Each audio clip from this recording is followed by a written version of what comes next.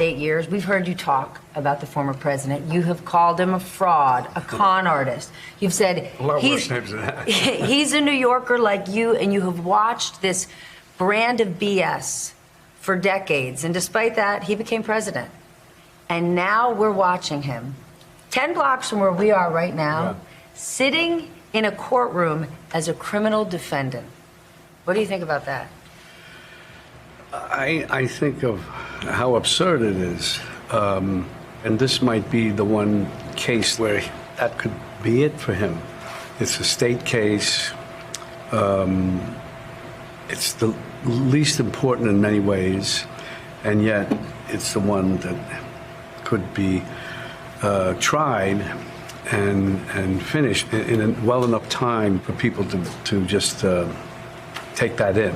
Does it give you some sense, not of joy, but of relief at least, that he's potentially facing some consequences? Because as you've said before, this guy's a con artist and he's gotten away with it for years.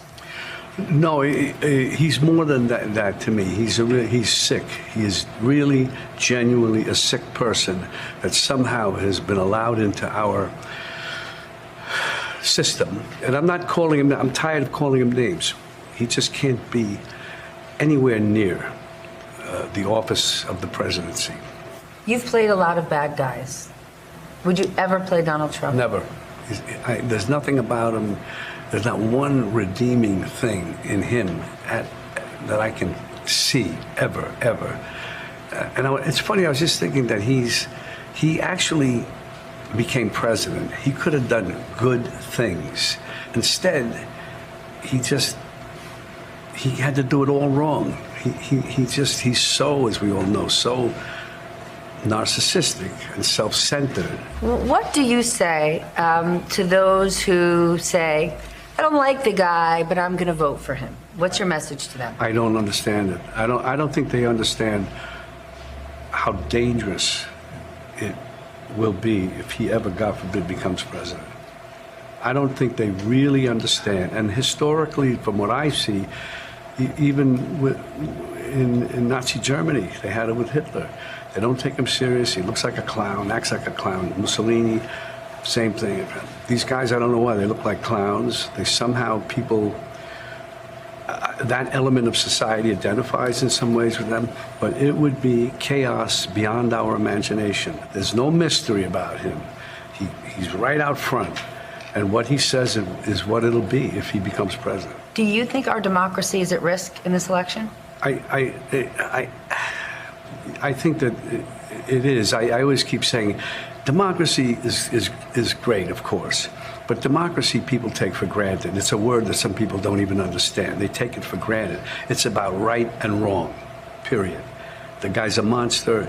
It's beyond wrong.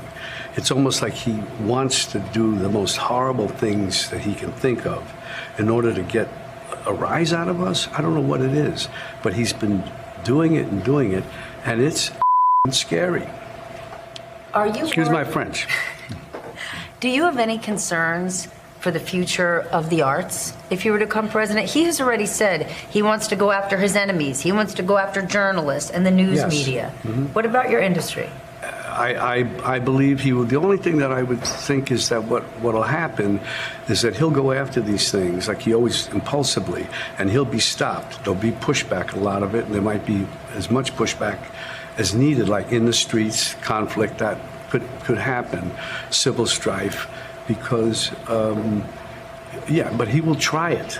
You have no upside in having this conversation, in speaking out against Donald Trump. You are making yourself a target. The interview will air and he will immediately find a reason to talk bad about you in public. Yeah. But you're choosing to use your platform to do so.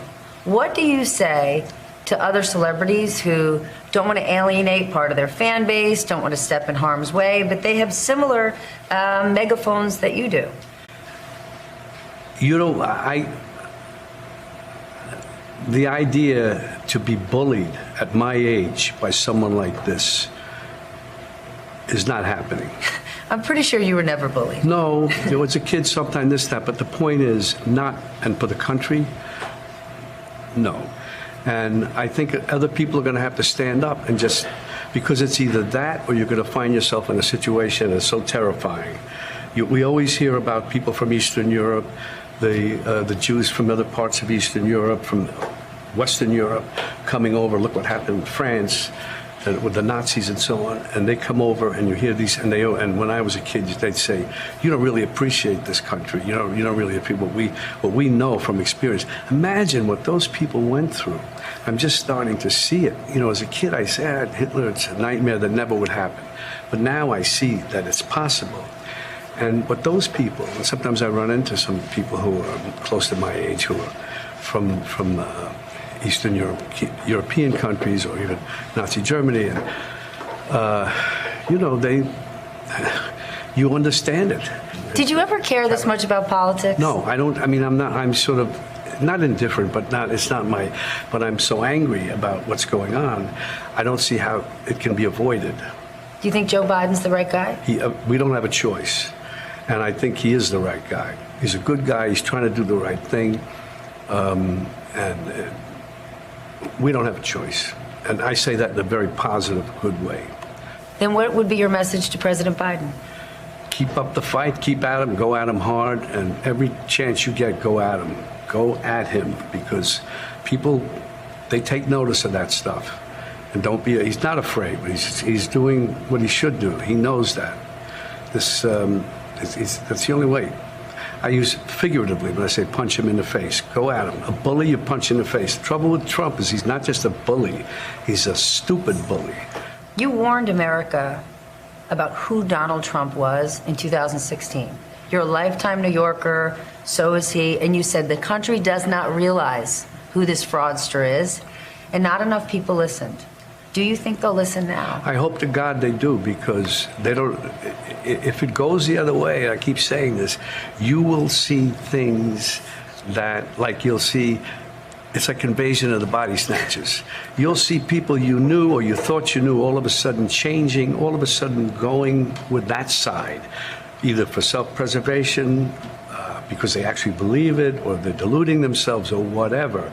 But then when that happens, and you walk into a restaurant, you see people you used to know, and all of a sudden they're just not opposing it. They're going with the flow, and that's even more scary, insidious, I guess, if you say it like that, and ultimately just depressingly disappointing. There has to be a time when you have to say, okay, that's it. No, we're not doing that. We're not allowing that to happen. And this is the time in this country for that to happen. Then this moment is about decency and democracy to you? It's decency and right and wrong, and democracy follows. You have to know how to behave in order to make the democracy work.